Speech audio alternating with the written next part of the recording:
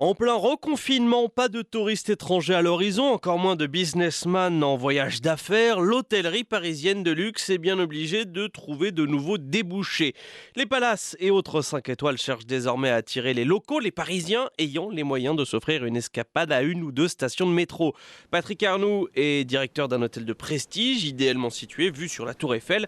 Il répond au micro de l'agence France Presse. On n'a pas le choix aujourd'hui que de se réinventer avec ces nouvelles offres pour survivre un peu et chercher cette clientèle-là à passer un moment de détente, un moment de plaisir, parce que c'est avant tout ça que l'on cherche, c'est créer des événements et attirer une clientèle pour vivre un moment de plaisir, de partage aussi. En février dernier, les offres Saint-Valentin avaient fleuri un peu partout dans la capitale. Prendre une chambre dans un hôtel, c'est aussi la possibilité de pouvoir commander en room service.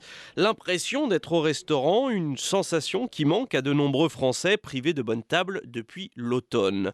Les cinémas, eux aussi, sont fermés. Qu'à cela ne tienne, les propriétaires ont des idées. Exemple avec le Paradisio, premier hôtel cinéma de France, voire même du monde, selon ses inventeurs. Lancé par la chaîne MK2, les chambres ressemblent à des salles de projection privées. Un écran géant installé devant votre lit. Marc est un client conquis. Le cinéma reste le cinéma parce que cette grande salle, les immenses écrans, le son, mais c'est vraiment un très très bon compromis. Ça n'a rien à voir avec voir un film dans son salon, sur sa télé. On a là un vidéoprojecteur, la qualité d'image est magnifique et le son. Et puis ce côté effectivement où je ne suis pas distrait par autre chose, je suis dans ma chambre.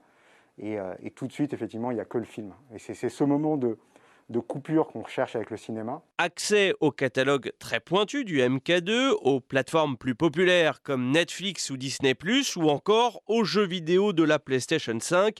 L'offre est pensée pour attirer une clientèle jeune et urbaine. Au beau jour, des projections en plein air seront proposées sur le toit terrasse.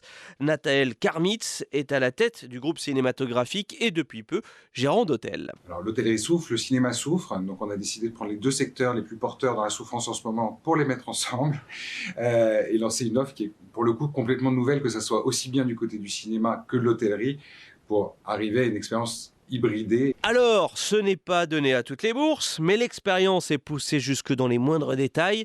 Dans cet hôtel cinéma, vous pouvez déguster le vin californien du réalisateur Francis Ford Coppola ou commander du popcorn livré chaud dans votre chambre. On le voit, l'hôtellerie parisienne n'hésite pas à innover. Il va bien falloir, face au cataclysme Covid, selon les spécialistes du secteur, un retour à la normale n'est pas prévu avant 2023, voire 2024.